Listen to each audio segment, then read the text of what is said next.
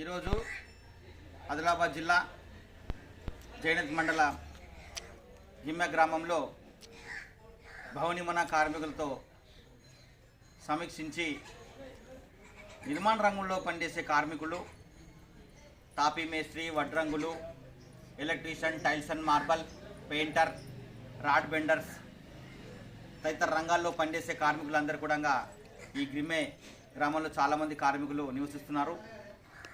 ప్రభుత్వం ద్వారా వచ్చే సంక్షేమ ఫలాలు ఏమాత్రము సగటు కార్మికునికి అందకపోగా ఈరోజు గిమ్మె గ్రామంలో కార్మికులతో చర్చించి లేబర్ వెల్ఫేర్ ద్వారా వచ్చే స్కీమ్స్ అన్నీ కూడా ప్రతి ఒక్క కార్మికుడు వినియోగించుకోవాలని చెప్పేసి ఈ కార్యక్రమం చేపట్టడం జరిగింది.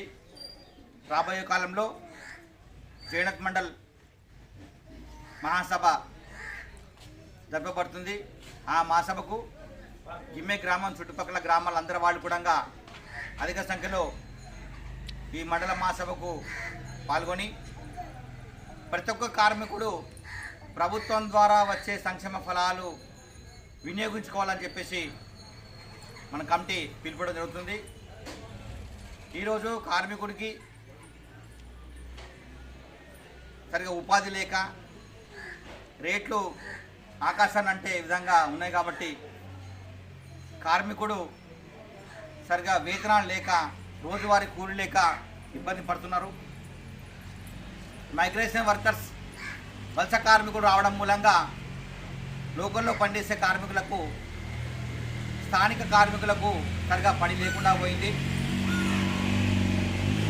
ఈ జైనత్ మండల యొక్క భవనిమన కార్మిక సంఘం మండల మహాసభకు ఇవన్నీ అధికారులతో, రాష్ట్ర నాయకులతో, జిల్లా నాయకులతో, ప్రభుత్వ ఉద్యోగులతో, కార్మిక శాఖ అధికారులతో చర్చించి కార్మికుడికి రోజువారీ కూలి కానివ్వండి, రేట్ల విషయమే కానివ్వండి, లేబర్ వెల్ఫేర్ బోర్డ్ స్కీమ్స్ విషయంలో కానివ్వండి, ఇవన్నీ విషయాలపైన చర్చించి ప్రతి ఒక్క కార్మికుడికి ప్రభుత్వం ద్వారా వచ్చే సంక్షేమ ఫలాలు అందింపజేసే విధంగా మన ఏఐటి సర్మంద భవనిమన కార్మిక సంఘం చర్యలు చేపడుతుంది.